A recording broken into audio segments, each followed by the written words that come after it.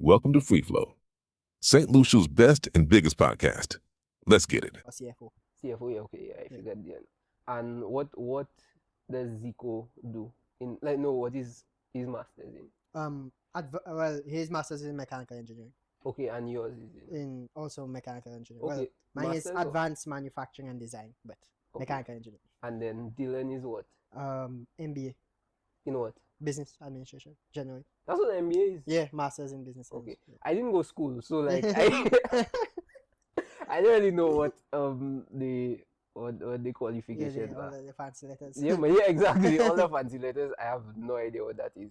Anyway, Keeghan Patrick. Yeah. Welcome, bro. Welcome. Normally I like to start off with a bit of an icebreaker. I'm going to use the most overused one. Yeah. I love it, so I always try to use it, but it's like the most comfortable one for me. Mm. You know. And the name of it is Dream Dinner Guest. So basically, what it is you let me know if you had to have dinner with 3 people, dead or alive, Mhm. who would it be and why? Okay, if I had to have dinner with 3 people, Dinner, 3 people, dead or alive, who would they be and why? That's Elon really Musk. nice, by the way. Yeah, Never yeah. said enough money. I will have to start doing that. We'll open a Honestly. merch store. Yes, And it's- honestly, let me just sing that. Kind of pointing away. That Okay, should cool. be fine. Just continue. Yeah. Yeah, so dinner, Elon Musk. Why? I think he's probably one of the most interesting minds in both the engineering and business space. In terms of being able to have an idea, whatever crazy idea, and then lead a really large team to execution. Whether it's space exploration, electric cars, or whatever else he does. So I think Elon Musk. I think Steve Jobs would also be somebody that'd be really interesting for me to have dinner with. I think again, in terms of product design and building something people want, I think Steve Jobs was a master at that customer experience and really product design on a whole. And then maybe Jesus Christ. Guys, you know that's actually a pretty common answer. Yeah, that's like I think you probably the 3rd or 4th person on that show Yeah. to say Jesus Christ. That's a pretty common answer, but it makes a lot of sense Yeah. though. I mean, who wouldn't want to meet Jesus Christ? But yeah, Elon Musk and Steve Jobs. That's I feel like it's what's the word? I'm not surprised that you said that Yeah. because it's kind of really fitting into that's the same field that you're in, Yeah. and not the same field but the scale I guess of what y'all want to do, because I see like boy y'all want to do a lot of big things. I mean, y'all already doing big things, but I'm sure the dream and the vision is Yeah, a yeah. lot We bigger. trying. Yeah, man, I agree. So but I see you've called yourself a premature billionaire. Yeah, just trying to be like Biggie.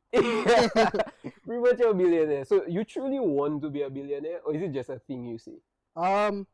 It's something I say, but it's also for me, it's really about being able to have a really large impact on the world. And I think in creating a really large impact and being able to deliver value to a lot of people, it's kind of correlated to your status of how much money you might earn. So for me, it's not really about the money, but it's being able to deliver that much amount of value to people within the world. Harry, so you would say you're more impact driven. Yeah, I definitely think I'm more impact driven. I just believe the work, like you really know what somebody cares about and value by the things they pay for. Somebody, you really need to eat. If you have money, you're going to buy something to eat. It's very easy to find out what things people don't really care for because they just don't purchase it. That's a really nice way of putting it. I agree, but okay, but in terms of money though, you want to be a billionaire. It would be nice. It would be always nice to have infinite resources to do whatever you want, whenever you want, and for the people that you want. $1 billion truly is practically infinite resources. If you have $1 billion, I mean, what can you not do in St. Lucia? In St. Lucia, I think you could do anything. Yeah, with $1 billion, especially US, $1 billion US. I agree, but I'm sure you answered that like a million times already. Yeah? But for the people that don't know, what is Orbtronics? So very broadly, Orbtronics is a technology company with varying departments.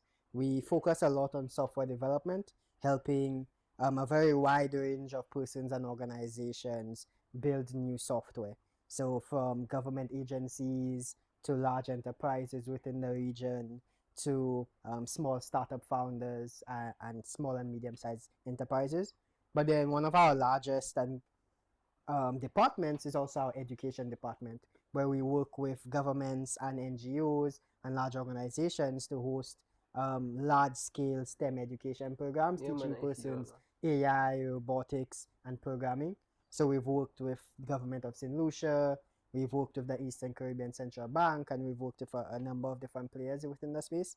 And that we think is really one of our most impactful departments. Yeah, man, I see you did the STEM program, and you all recently had the graduation. Yeah. We Yeah, recently how was had. that?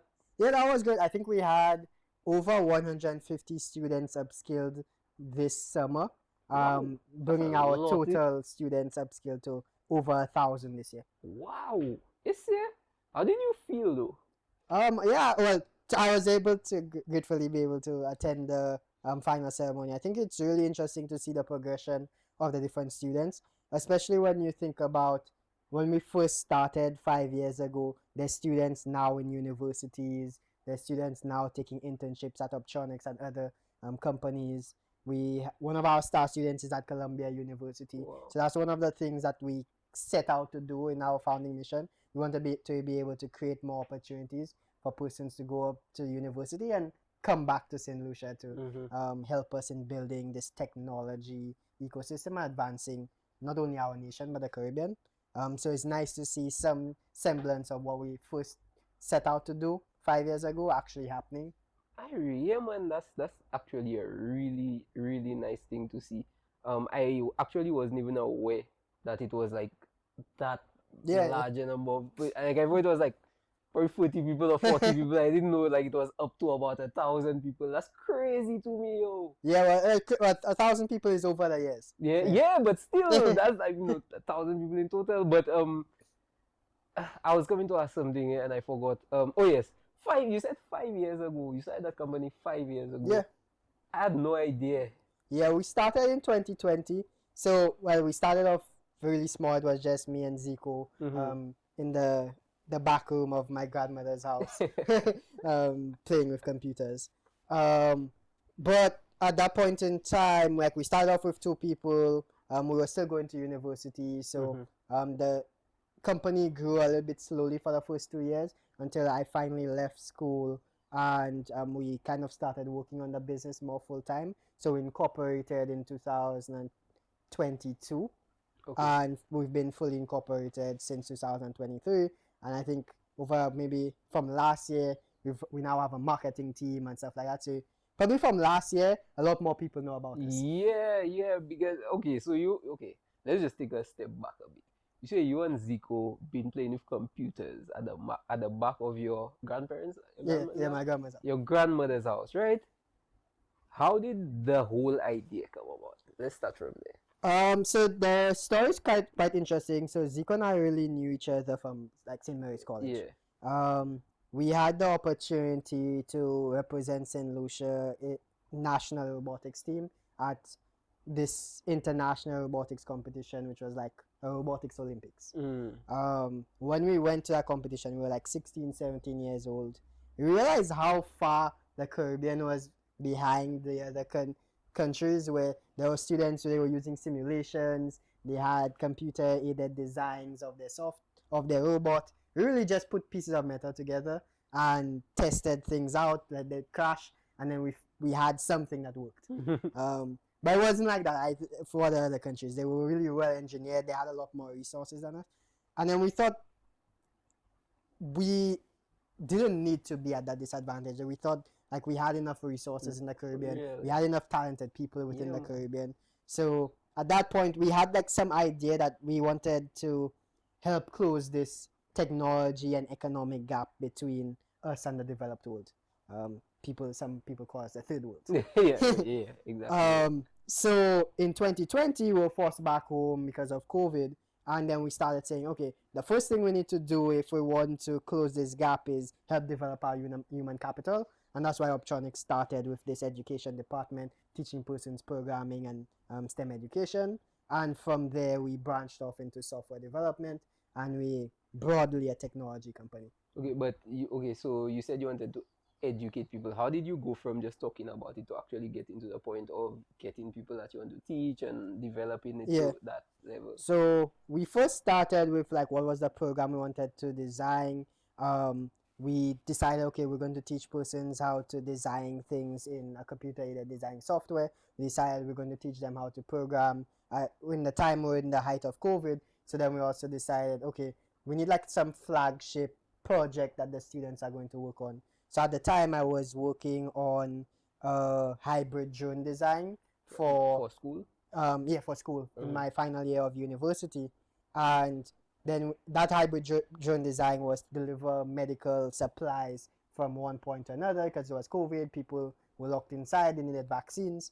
So then we kind of altered that idea. We bought some hobbyist drone equipment, and we tasked the students with one, programming the drone to do different flight patterns, and also designing an attachment to the drone to be able to hold fictitious vaccines. So you basically found a way for people to do your work for you. Because that's what I that was your project at university, and you got a lot of help. Something like that. And so from there, our big media day was really trying to do a test flight from a medical facility to one of the quarantine facilities. Okay. But we had a lot of GPS issues being over here, so we kind of like lost control of the drone sometimes when we went up to do a flight path. What we ended up doing for the media day was fly the drone from one end of Castries football field to the other. But it was enough to get a lot of traction and some media hype within the community. And then, okay, so you did that project, you started that project. At that point, how many students? I think we had like 30 students. Okay, that's really good. Yeah. Okay, and then after that, what happened? After that, I think things kind of snowballed from there into building a team for, like, we started branching off into software development and started kind of building websites, mobile applications, web applications. So you had your clientele for your apps and websites and well, we didn't have clientele as yet. We had to kind of find people that that's what I mean. Yeah. Okay. So right now though, do you still have the same people that you started off with, or we have some of the same people that probably one person that from the very beginning that's still with us and we still work with now. Very interestingly, in our very first education program was about like 30-year-old man who was the owner of St. Lou Metal and Plastics. Fast forward during that point in time, I'd have worked for St. Lou. Like from the program, he hired me at St. Lou Metal and Plastics for a little bit while we were still running Orbtronics, and now he's a client of Orbtronics, and we do some software development work for them. That's really cool. He's probably still my best friend. Yeah, man, that's really cool because I had another partner. He's called Dinel. I'm not sure if you. Yeah, Dinel Flores. Yes. That man. Well, if you're aware of him, you know what he does, and his story is kind of similar. Where he kind of worked for an energy company and then took the mentorship and all that kind of thing, and then he converted into like his own business and stuff, and then they became his clients and that kind of thing. So yeah, man, that's really interesting and cool to see. You started off at something and then the person ended up being your client, and that's really cool, man. How has the idea evolved, I guess, or changed from the time it started? If it has even changed, how has it changed from the time you started to now? I think besides the strategic change of first we started in education, we kind of grew to software development, and we also grew to engineering consultancy, prototyping, and doing some product design. What ended up happening from having those three branches is we collapsed it into just education and software engineering. At some point, we do want to continue to grow back into engineering consultancy, prototyping, and help people build physical products, that business was just a lot harder, and we weren't getting as much clients. On And funding the too, I would imagine. well, mostly clients, and the margins were just a bit tighter in that type of business. So that's why we kind of collapsed it to just education and software engineering. Okay, so how do you feel about just doing these two now? For me, I'm a mechanical engineer, so Yeah, I exactly. really want us to get back into engineering consultancy and helping people build products. Also have some hopefully like we could have some industrial robots Yeah. around in some of our factories. That would be my dream. Is just really finding the business use case for it and people that are willing to Yeah, pay for it. exactly. That's how you know people value it. Yeah. That's so true. That's so true. Yeah, man. Because I mean, obviously, you went to school to do something, and then right now you come there. I mean, I wouldn't say you're not using what you Yeah. learn, but at the same time, you're not using 100% Yeah, of yeah, what yeah. you learn. Okay. So in terms of funding and that kind of thing, you all started off with, I guess, no funding. Yeah. Right now I see y'all everywhere. Well, not everywhere, but I'm seeing y'all a lot more. Just doing stuff. What kind of funding do you all have? I mean, if you don't Yeah. mind talking about. Yeah, I think we have funding from like various sources. So, firstly, the business model in itself is fairly profitable. So there's a lot of reinvestment of client projects and revenue that goes into keep continuing to grow the company. But then we've also had strategic partnerships with the government of St. Lucia. We now have a partnership with the Inter-American Development Bank, and we've also received like private sector investment from like large venture capital firm in the US called Techstars. They run one of the largest pre-seed accelerator programs, investing in really early stage companies that have built products. And one of our spin-off software products from Orbtronics got invested by that company. So yeah, we're continuing to build that product as well. Yeah, that's cool. That's cool. How did you even go about um getting investment? Because they didn't just jump up and give you investment. I mean, obviously you had to create a strategic plan and go ahead and pitch something to them and that kind of thing. So, one, what was your first pitch to an investor? And yeah, what was the basic plan and strategy when it came to just going around looking for investment? So I think even the notion of being able to raise private sector investment, like selling equity in my company, really stemmed from an opportunity that I was able to get to participate in this kind of founder type of accelerator program over in Silicon Valley for a month with a billionaire named Tim Draper. His family owns a venture capital firm, and they were really instrumental in building what Silicon Valley is today by funding people like Elon Musk, Tesla, and I was able to meet him. But let's not use the big words. What's venture capital? Oh, so venture capital is a type of financial institution that invest money into private companies in return for equity, and they just expect big returns. Okay. So they're just basically people that take really risky bets in investing in really early stage companies that nobody else would invest in the hope that this company plans to IPO or do something really big so they could get like 100 or 40 times their money. Oh wow, okay. But what's the process? Because obviously, I mean, you obviously have to pitch, but in terms of the calculations and how they even decide, okay, that's a company I want to invest in. How do they even decide that? Yeah, so that is really not a science for them, but there are some best practices and thoughts or rule of thumbs that are within the industry of like that venture capital mindset. So one, they're really looking for companies that have a really large like total addressable market. They were looking for companies that they have the potential to solve a big problem for like 1 million people. That this problem that they're trying to address, they could possibly make $1 billion in the future, or they could make 100 million in revenue so that they could IPO and then they could have like this really big valuation. So that's the main thesis. We're looking for companies that could scale to a really large company. So we're not looking for like coffee shops that might Mhm. make the owner a couple $1 million if it's a really successful coffee shop. We're not looking for donut shops and those types of businesses, but we're looking for companies that could grow really quickly, like your Pillars of the OpenAIs, economy. your technology companies that have high margin that can grow really quickly. So that's one. And then you're looking for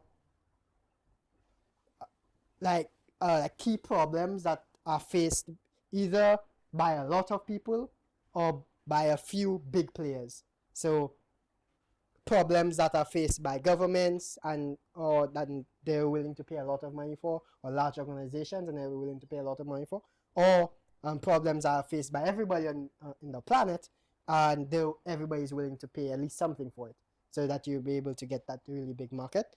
And then I think a lot of it comes down to the founding team. If you believe this founding team has shown capabilities of exceptional ability and being a founder that's able to really take a company from this idea stage, a very early stage, to be able to execute to solve this problem for so many people. How did you pitch that to them?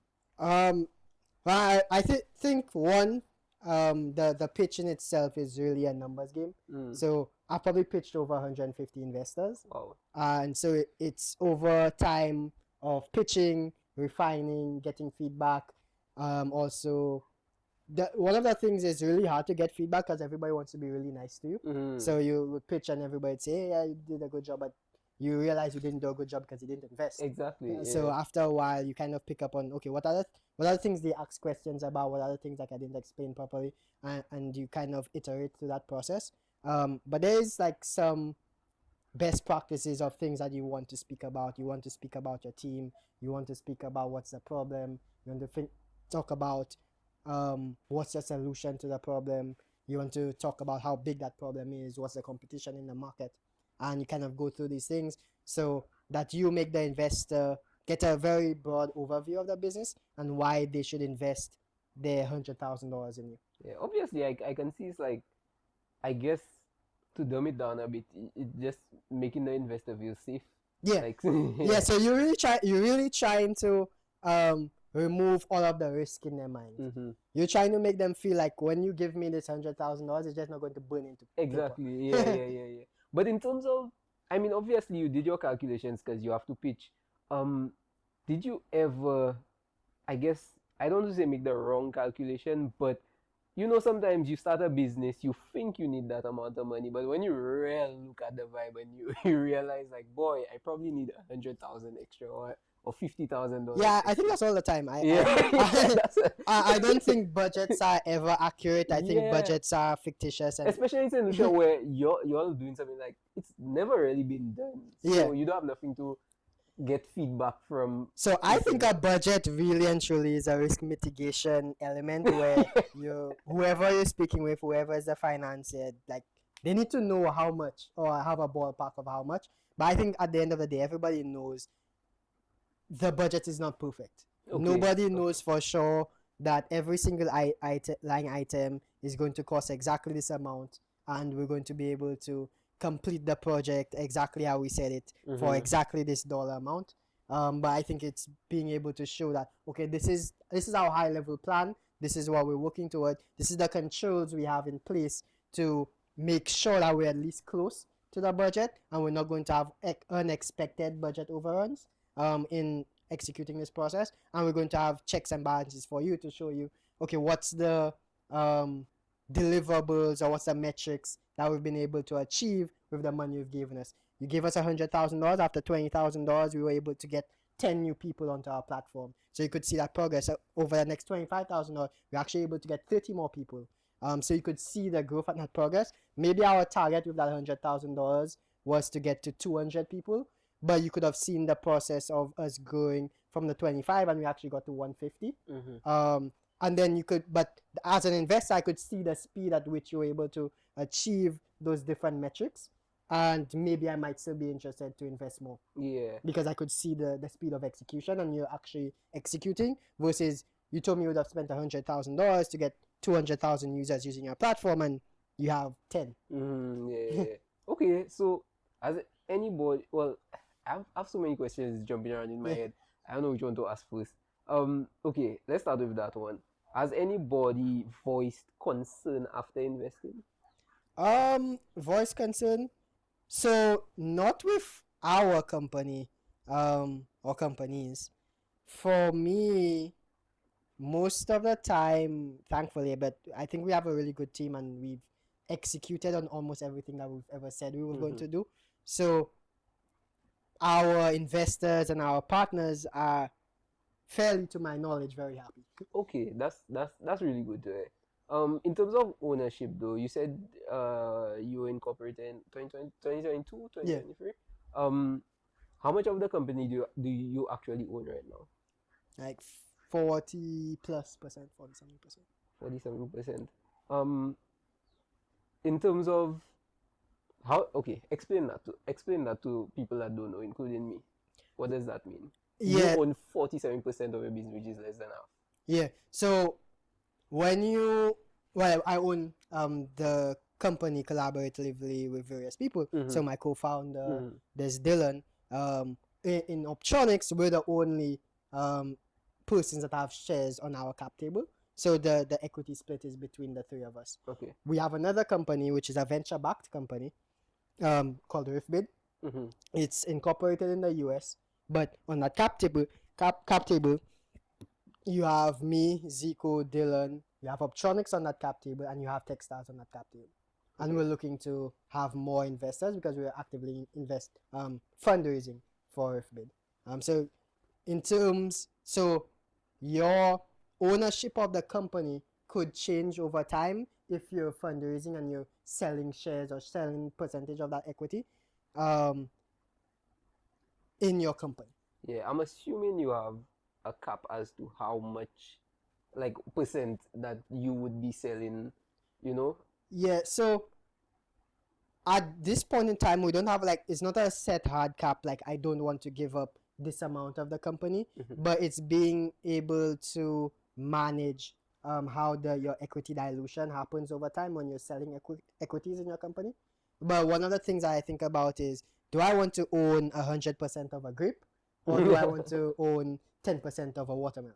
So I think with that analogy, I want to be a part of something really big, and the more people that I'm able to get to help me achieve this, like, really big impact is better for me than being able to have a small company that I see that I own 100% of. Yeah, man, and I can agree with that too. The only concern that I guess I may have is, I guess, control of the direction of the company. Yes, that's also something to be very cognizant of, especially when you're selling equities, is control of the company. There's things, but there's things like voting rights that you should be aware of. What voting rights come with the shares that you're selling. If you're giving people board seats where they have a decision or say in the running of the company and who's the management of the company. There's also situations where persons who has not started the company but who brought on board members has ousted or fired the CEO or the person who's founded the company, like in the case of Uber. So those are also things like you do have to be aware about when you're in this startup or field. So you have people in that position? As for us, not as yet, no. Okay. But it's possible that in the future we would. Okay. All right. So let's take a step back again. You said you pitched over about 150 people. That's a lot of people to have pitched the same idea to. So, and the way you speak, I can see that, you know, you have a bit of experience in actually pitching your company. How does it feel to get shot down from a pitch? To me, I think it's really, for me, I always know it's a numbers game. So I always think about it like I'm one more no away from getting a yes. So it's more about the process and going through the numbers. So I don't take the shot down or the no too heart. Again, I'm also asking for something really difficult. I'm going to a random person, telling them about my business, and asking, can you give me $100,000? If I came to me, I probably wouldn't give myself $100,000. You think? Okay, right, now it's partly because I don't have the discretionary income to or the facility to give myself $100,000. But I know I'm asking for something really difficult, so there is not a hard feeling that somebody says no. sometimes they're just not able to. It's not their financier, but where they are in their fund, they deployed a lot of their capital, and they don't have capital to invest in my company at this stage, at this time. And there's also different theses. So I don't think it's taking it too hard, no, but you're really trying to find the needle in the haystack of the one person that believes in you, believes in the company, and has the capital to invest. So when you're trying to find those three things, it's not like you're going to pitch one person, and maybe you do, maybe you're that lucky, but at trying to find that needle in the haystack is really, you're just trying to look for more hay. Yeah. Okay, have you ever felt confident that you would have gotten that investor and you didn't? Yeah, I think that's happened a good few times. Yeah, I can imagine though.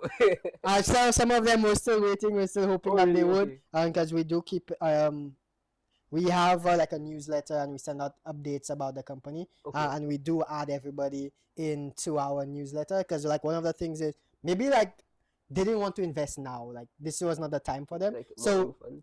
yeah, Because the company is so young, so we keep on giving them updates on our progress, and so they could get to see the traction and get to see that how the business is progressing. So maybe later on, when we're a bigger company, they're interested in investing, it might just cost them a little bit more. Yeah, that's what I'm thinking. Yeah, it'll be a bit more expensive. How many people you have employed right now? We have about 9 persons actually. 9 persons running such a big thing. I would expect, honestly, more people. I mean, I don't know exactly what the rules are, because sometimes each role is just saturated, so 9 people doing like basically busy, and Yeah, we believe in the power of small teams. Mhm. We also do hire, I believe, like what's the best of the best within the Caribbean. We do put out, like, our hiring process is really rigorous. And so everybody is like A players. Give me a peek into what the hiring process looking like. Yeah, so what we do, we put out our job applications like any normal company. We Mhm. probably get 100 to 150 applicants inbound from across the region.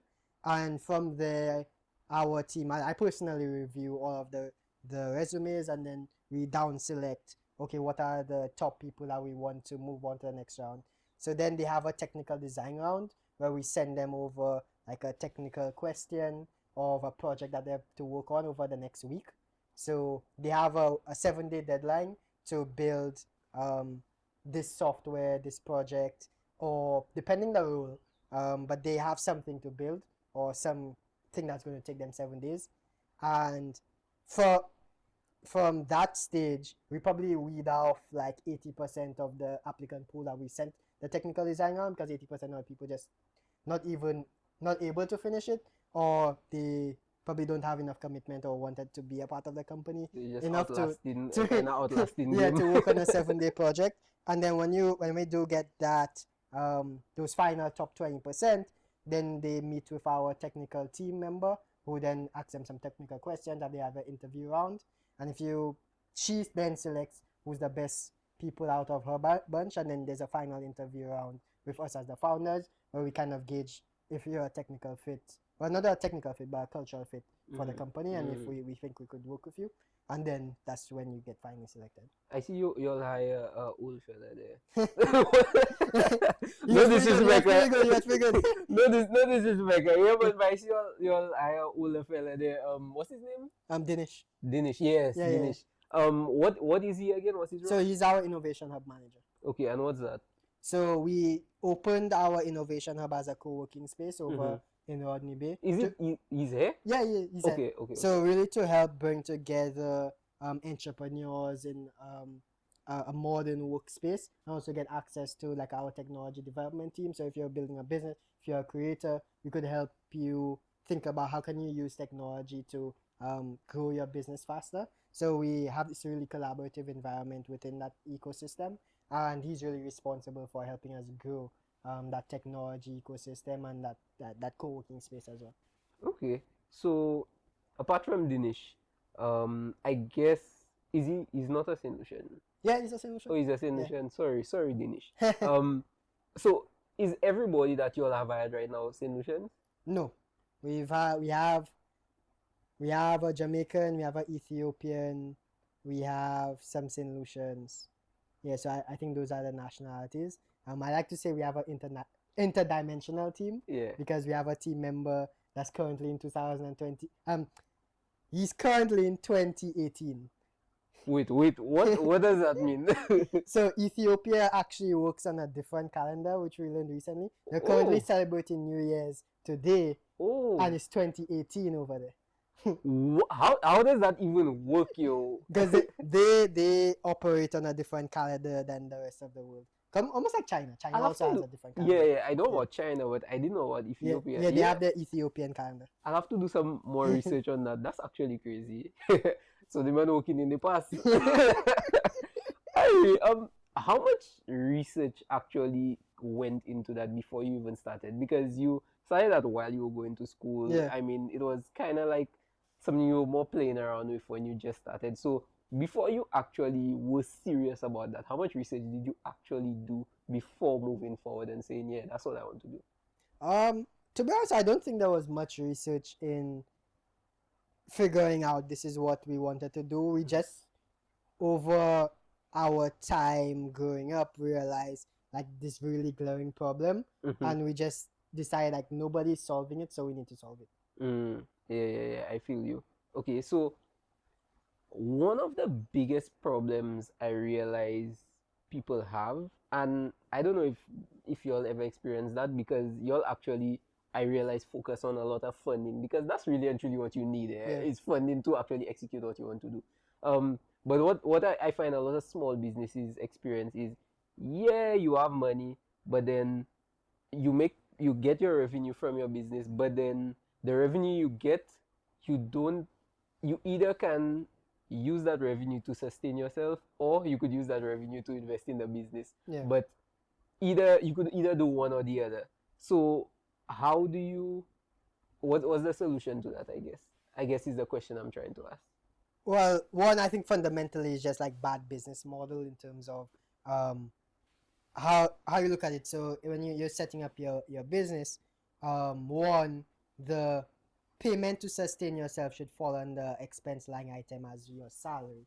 And if you're measuring that I'm going to run a profitable business, you have to take into consideration all of your expenses, including your salary that's going to take care of yourself, as well and then based on those expense items that you're going to have and your total cost, also trying to figure out where you're going to price your product based on the value that you're able to, either where you're going to price your product versus the number of people that you're able to target or within your market, and then you make the decision of is this business worth it for me, and then after you do that, then you're supposed to be able to make a profit from that calculation, and that profit is your additional money on top of the salary that you allocated in your business model for yourself, and your salary is supposed to be on top of that.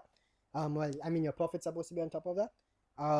In various different structures as well, that's like the typical small business model, where profitable business.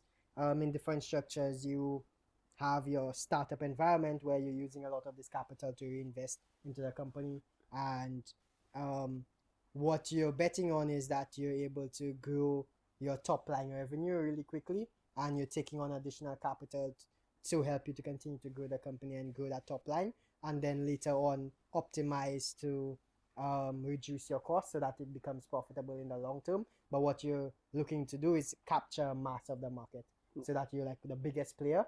So you're just focused on like increasing your revenue, and not really about if the business is profitable. You're just like funding it from outside investors.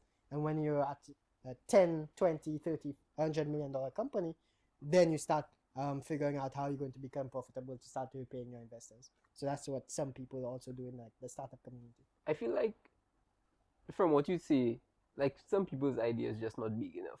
Yeah, so that's where if you're not going like that big startup route where you want to be like $100 million company, then you really have to figure out, okay, I'm going to be running a small business. I need to figure out what are all my expenses, what prices that I can charge for whatever I'm selling, how many people that do I need to sell it to, so that I could cover my expenses at the end of the day. You so think that I you could be think you profitable. think running a small business even makes sense? Yeah, of course. I think there's a lot of small businesses. Most of the businesses here are still categorized as small Yeah, businesses man, for that sure. are really well run, and I think you as an individual or your family could make a lot of money to sustain yourselves and a family running a small business. In the larger venture capital world where you're trying to make this really big business, you're trying to make money for yourself, for your investors, for your family, and just a lot more people. So Yeah. the business has to just be a lot bigger pie, so you could feed all of these mouths. But with a small business, you're really just trying to feed yourself, your family, And make some money. and make some money. Yeah. Okay. I mean, yeah, I get that. I still feel like, and maybe that's just how I feel. But I feel like you must be impact driven. You must have this huge idea, and yeah, it starts off as a small business, but then it turns into something huge. So but again, that's just probably how I feel about that, about that situation. But the next thing the next question, sorry, I would probably have for you is how now does your studies at school help um you run that business? Because I can imagine, I don't know that they would teach you about the business aspect of that kind of thing with what you study. Yeah, so I think when I went to MIT, the best thing. Just now, MIT, by the way. Let's just put that out there. We'll come back to that. MIT, by the way.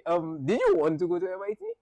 So when it depends at what point in time you're figuring like, what did I want to go to MIT when I like was first started going to school, and if that was like a grand vision of mine. No, I never thought I would be able to go to MIT. I've never a vision. Closer to when it was possible, where I realized like there was a scholarship opportunity to go to like one of the top universities within the US, and I started applying, and I also had a mentor that was a professor at MIT that I ended up applying to the school. That point in time, yes, I very much did want to go to MIT. Yeah, man, for sure. How was that, guy? Did you have like a bit of imposter syndrome? Yes, I think I suffered from imposter syndrome the entirety of my time. Yeah, man, I can imagine. MIT. I generally believe I was probably in the top 10% of lowest IQ at MIT. Wow, yeah. Or top 5. Yeah. I was probably, that one guy, the lucky tipped, and I got into MIT. They were just feeling sorry for you. Yeah. Maybe because I'm black. Yeah, maybe that too. Okay, that's actually one of the biggest accomplishments. Do you know, are there any other solutions? Yeah, there are actually a few a handful. Quiley Simon, I don't know, he went to St. Mary's College. He was at MIT. I think Aiden Bousquet, he went to MIT as well. They went same. No, one is a lot younger. Aiden is younger than me. Okay. Quiley is older than me. I think he's doing his PhD or completing his PhD. And also a mentor of mine and advisor to Orbtronics, Javed Samuel, actually went to MIT like maybe early 2000s. Okay. And he's like a cybersecurity mentor for us, advisor. Okay. Nice. Okay, so they have a few of them. Yeah. Okay, nice. Okay, so let's go back to the question you were saying. So business, teaching you about that business environment when you go in school. Yeah. Continue what you're saying. So I think for me at MIT, I really learned how to learn. I learned how to break down problems, how to think about problems, and how to create solutions, and really being in an environment of working with or seeing how the best minds on the planet break down problems and create solutions. So I think that was the biggest thing for me going to that school, and also being able to be around those types of people and seeing what the work effort is like to be able to build or create like these really nascent solutions that nobody else has think about, that has impacted the world. What is the work needed, or what are the things that you need to do to be able to do something like that? I think that's the biggest thing that I learned outside of the theory, outside of the classrooms, is just knowing like this is what is needed to be done if you want to be creating solutions that impact the next 10 generations. Was the all schools have their motto? What's the motto for MIT? That's a tough question. I feel like I should know, but I don't know. I'll have to bleep that out. But I can see that because I feel like the best minds just know how to not give up and Yeah. just know how to fix problems, just know how to solve problems. That's the nature of the best minds in the world. They're just the ones that stick it out and outlast everybody. Yeah, I think one like preconception that people may have, like think like the engineers and the people at the school at MIT, like they just know it all and They're they smarter than you. yeah, they're just smarter than everybody else. They are smarter, But yeah, but I don't think they're smarter than everybody else, but I just think they work a lot longer hours. They don't get the answer the first time. Half of the time they don't know. More 80% of the time they don't know the answer to the thing that they're working on. But they're just working at it a lot longer, and they're willing to stay and not sleep for 2 or 3 days and not shower until they get the answer and then go home. were you part of that? Yeah, I think the longest I've gone without sleeping working on a project is like 3 days. What about showering? I take some shower. But yeah, that's actually really interesting. How did it feel going to the school and just being a part of that environment of just problem solvers? How did it change you? For me, I think it changed my perspective on the scale that I could create impact. Yes, that's so true. Yeah. Because again, I just feel like when you come from a country like St. Lucia, we have a very limited level of thinking. Like for me, I realize just not for me, but for anybody that wants to start something would say, I want to have the biggest whatever in St. Lucia. Yeah. I want to have the biggest thing in the country. And we never really think internationally. We never really think worldwide. Like, I want to have the biggest business in the world. You get it? And so I feel like it's very limiting when we grow up in St. Lucia and spend our entire life in St. Lucia. So it's always nice to not just travel and see the world, but be among the minds that think that way. Because again, like that changes your perception. Yeah, like, I definitely agree. I definitely think like before I went to MIT, like my goals was probably how can we be the best in this thing in St. Lucia in the Caribbean, and now the goal is just how can we be the best. Yeah, not just be the best, but bring St. Lucia into the best. Yeah, you know, so exactly. yeah, man, that's actually really really nice. Okay, but apart from that, what kind of challenges did you face at MIT?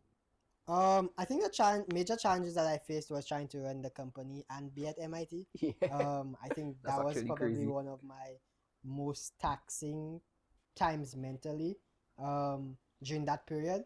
It was so much more taxing that I think like now I feel like I don't have enough to do with my time because for like a very long time I was doing MIT and school, well, MIT and Orbtronics, and then like those were just like really two draining activities, and now I just have to focus on building the company. I think like it just gives me a lot more freedom of creativity and thinking of how can we grow the company than when I was trying to figure out both like working on like these different projects or products that we had to do as part of our curriculum to now being able to think just slowly on growing the business. Was it exciting going to school there? Yeah, I definitely think it was exciting. We were always working on new cool products. We were working on things that were going to impact some of the largest companies. We had our professors had like contracts with like Nissan and some large Indian companies, and they were just using us as free labor to work on these projects. But it was really cool to say like, no, like, hey, I'm working on something for Nissan. Yeah, man, that's actually a really cool thing to say. What do you think the difference is between a school like MIT that's like the standard as opposed to just a regular university that you would go to? I think the difference might be the projects that you work on, and also your access to resources. I think MIT has an insane amount of resources and equipment and things you can use as just being a student, versus if you were in another school, you might not have access to the same things, might not have access to the same types of professors. Yeah, that's true. There's also like some opportunity bias that you do get as I think getting into MIT is the hardest part rather than like being at the school. Being at the school is not that difficult once you're just doing the work, but the selection process for getting into the school is at such a high bar that people who, let's say, employers, don't do as much due diligence because they already know the school You did the come due from diligence. MIT, Yeah. yeah. Okay, yeah, and it makes sense, honestly. It makes sense. If I know the process of going into MIT and I'm employing you, bro, I'm not about to do all that research. But what's the process like though? So part of the process is really like the large number volume of students that are Mhm. applying to MIT, and then the acceptance rate is something like 1 to 6%. Wow. So there's that, but for me, it varies between the program that you go through. But for me, it was first like filling out the application in terms of what they want, submitting a portfolio of products I have worked on, designed, and then doing like an interview with the one of the advisors, and doing another interview for another of the advisors, and then getting like final selection. I think it's really the selection process based on like the volume of people that they're reviewing, and then the amount of people that they accept at the end of the day. Wow. Okay, and I see like you're trying and use the same kind of process to weed out people when Yeah, you're when well, you're it employing. works for the school, so it might work for us as well. Exactly, yeah. Makes sense. Okay, so how did I know obviously you and Zico started this together. How did Dylan actually get involved in that with you? So when we first started, yeah, it was just Zico and I, and then Dylan is actually Zico's cousin, and he Oh, was kind of like a mentor to Zico in the very early days of when we started Orbtronics. Over time, we needed a lot more help with like managing our finances and the business model side of things. So over time, Dylan got more and more involved, and then we ended up giving him equity within the company for all the time that he's worked, and then he grew into like being one of the co-founders of the company. so he's like a big brother Yeah. kind of vibe. Okay, makes sense. But yeah, I see he's again, yeah, he's like a big brother to the company. So his role is just kind of CFO, or does he do I think he other? does a lot more than just CFO in terms of he's on all of our like team meetings, and he's Mhm. also helping us in shaping and growing the company, and a part of all the strategic decisions around growth. Just his title and like his main area of expertise is within like our financial engineering that goes into growing Optronics. Okay, so say once again, you said again you're impact driven. Okay, apart from bringing Saint Lucia to the top in terms of bringing it from a first world country to a third world country, sorry, to a first world country, um, the impact on the citizens of Saint Lucia, what kind of impact you looking for them specifically? Because I don't know that people are very open to that. Like the mainstream people, not necessarily the young people or the people looking to go into that field, but the citizens. What you? Well, I think at the end of the day, the impact that comes to our citizens is like a higher quality of life, Yeah. improving kind of the general average income and the number of things that you're able to do within the island, so that uh more people have more discretionary income to do the things that they want. I think we want to be able to get St. Lucia to a place where um it's a utopian kind of country. It's already a place where all the tourists want to come and vacation. We want it to be a place where all of our local people love to live here, Mm. because they're able to kind of satisfy all of their wants and needs. They're able to travel the world. They're able to come back home. They're able to have the latest technology if that's what they want. They're able to have the nice car that they want. They're able to have a nice home, and really improving like that quality of life. Everybody has good meals on that they're able to have on a day-to-day basis to sustain themselves, and really just improving like the quality of life Yeah, man, within yeah, the man. country. That sounds nice. I feel like I would like to live at that point. I would like to live in Saint Lucia. Have you ever? What have you failed at? Let me start over. What? Because I forget how to talk. How? What have you failed at so far? Um, so for me, it's strange where I I don't recognize failure, so it's hard for me to identify like what have I failed at. I feel like I fail every day, and I kind of iteratively correct those failures.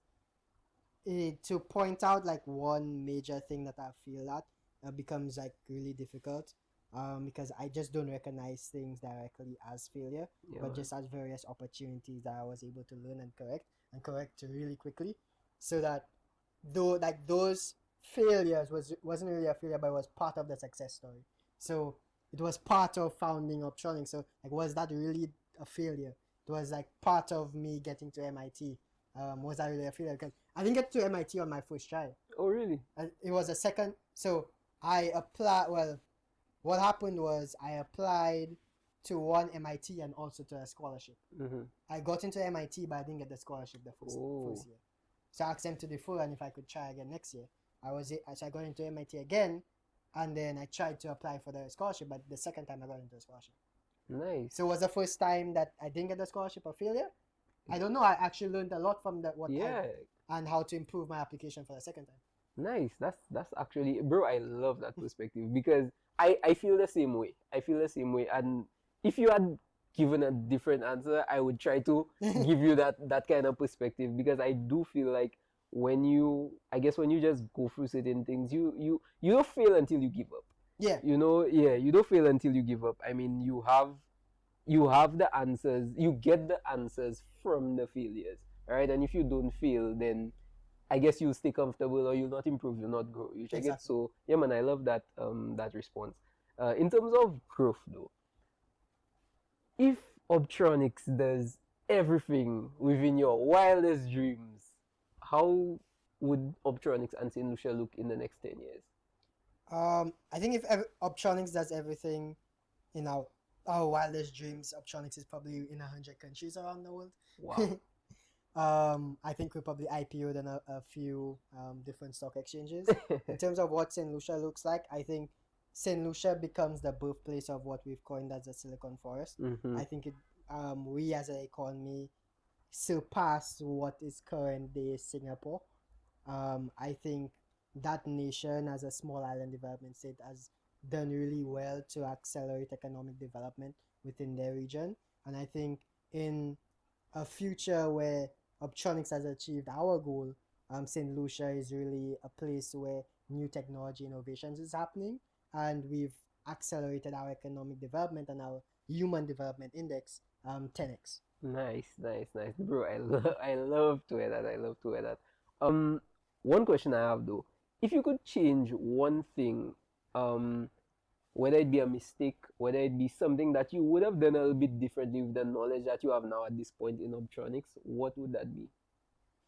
Also another difficult question, because that has so many ripple effects. If I change that one thing, would I still know the opportunity? Yeah, would I still know the same thing I know now? Like maybe what if I like changed that I was able to get into MIT the first year without this year that I didn't get in to. Would I have the same knowledge of would I get the same experience or the same knowledge of what I learned from failing the first time and correcting that? Of if I did it the same way and I got in, would I have that same knowledge? Would I have the same perspective? Would that make me the same person that I am today? I don't know.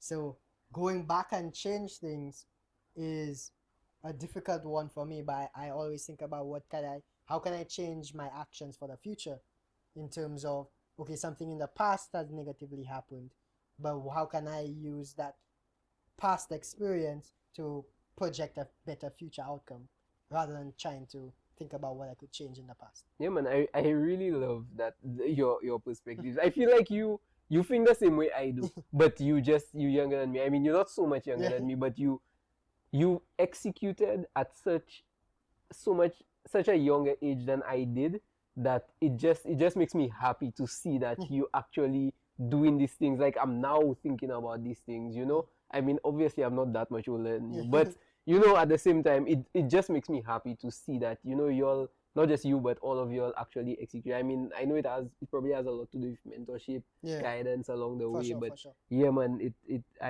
I'm really pleased to see that, and I really hope that you guys influence a lot of the younger people, a lot of the people that want to get into that field, because my vision also for this podcast is kind of multiplying the thinkers here, Yeah. because that's why I bring people like you on. That's why I bring people that just have something to say, and people that are game changers and game shakers, because I want to multiply the minds that of people that can actually say, you know what, anything is possible regardless of me living in the Caribbean.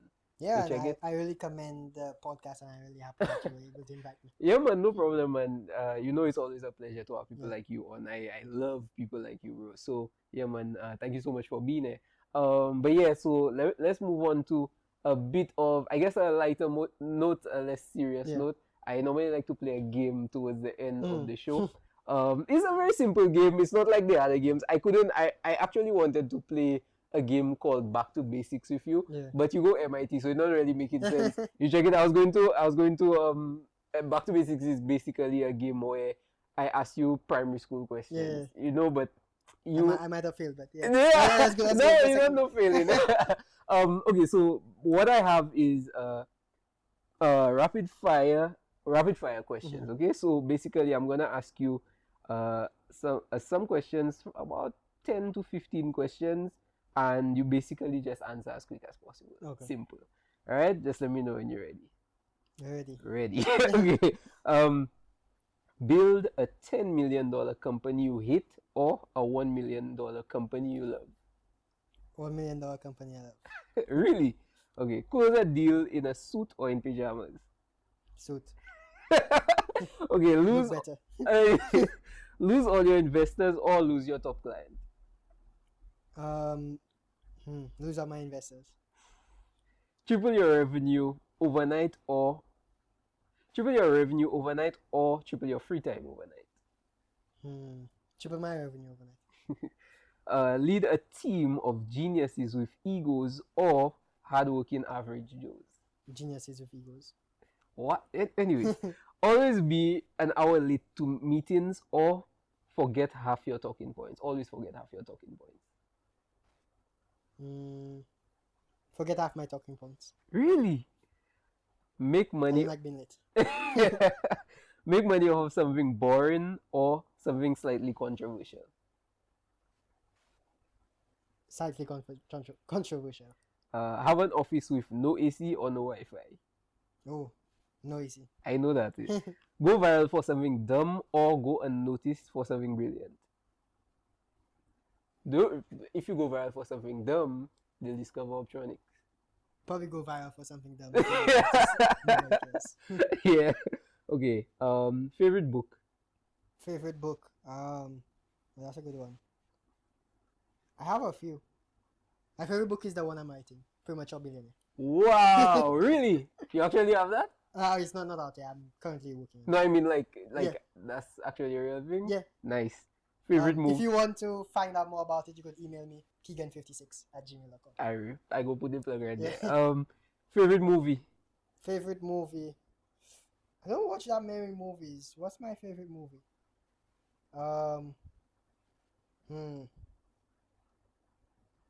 I don't know if I have a favorite movie. Okay. Favorite meal. Favorite meal? I like ribs. Favorite series. Favorite series? Power. Nice. Yeah. That's a good answer. Favorite business. Favorite business options? Yeah. Second favorite business. Second favorite business. Let me think about the ones that I'm invested in and they're making me the most money. I think one of my favorite businesses might be Apple. Apple? Yeah. Okay, nice. I agree. That's it. Thank you so much for being there, bro. It was a pleasure. It was a pleasure having you on, Gaza. Yeah, man. I really hope to have you on again. You, Zico, For sure. Dylan. Yeah, at some point when he comes down. Yeah. But yeah, man. Thank you so much for being there. Yeah, I really hope you enjoyed. Thank you so much for watching. Make sure you like, subscribe, comment, share, all that good stuff. where can we find you? Where can we find your business? And yeah. You could find us at orbtronics.co, or you could email me keeghan56@gmail.com. That's my personal Gmail. What about social media? Social media, Instagram at keegsx_. I think that's the only social media you might need. And Orbtronics is just Orbtronics St. Lucia? At Orbtronics Ltd. Oh, nice. Okay. Alright, so yeah, you'll know where you could find it. I really hope you enjoyed, and we'll see you in the next one. Exactly. Peace.